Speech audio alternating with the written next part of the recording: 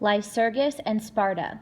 According to the Spartans, about 700 BC, a semi-legendary figure named Lycurgus established a number of social and political institutions that made Sparta a great power of Greece. He started an educational system that produced men of military strength and loyal soldiers. It all began at birth. If a newly born baby was weak or sickly, it was abandoned and left to die on a mountain slope. At the age of 7, a boy came under the control of the city and remained so until his death. He was to live together with the other boys in a camp, and the training process started. The boys learned to read and write and were taught music and poetry. Most importantly, however, they were taught discipline, courage, and virtue. Each boy exercised a lot and competed in violent games and fights.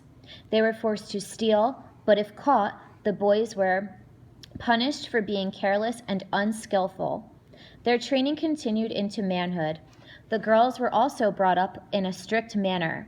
They had to exercise their bodies to make them grow strong in order to be able to deal easily with childbirth.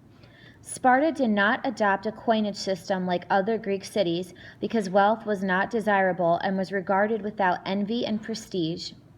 Trade was forbidden both within and outside the city. Every citizen had an equal share of land to live on. They were also forbidden to travel, except on army expeditions during times of war, in order that they might not be exposed to foreign behaviors and ideas. The Spartans were very patriotic Greeks and fought for their state until their death.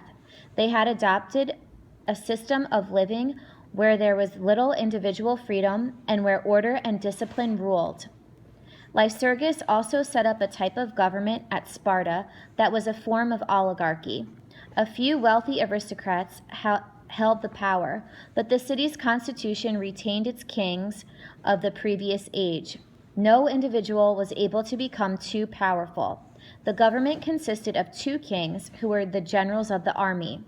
The executive power lay in the hands of 5 magistrates called ephors.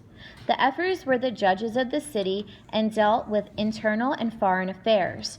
They obtained advice from the council of elders, which consisted of 28 ex-magistrates.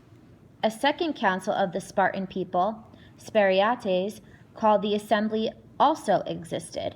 This council had the right to reject or approve any proposals put before them. Sparta controlled about 2/5 of the Peloponnese. During the 8th century BC, Sparta conquered Laconia and Messenia and their inhabitants. See map on page 87. In the Spartan social structure, these inhabitants were divided into 2 groups: the Helots, who were slaves who worked the land to supply the food for the Spartiates, and the Perioeci, who were freed men but were socially inferior. Both groups would also have to join the Spartan army in times of war.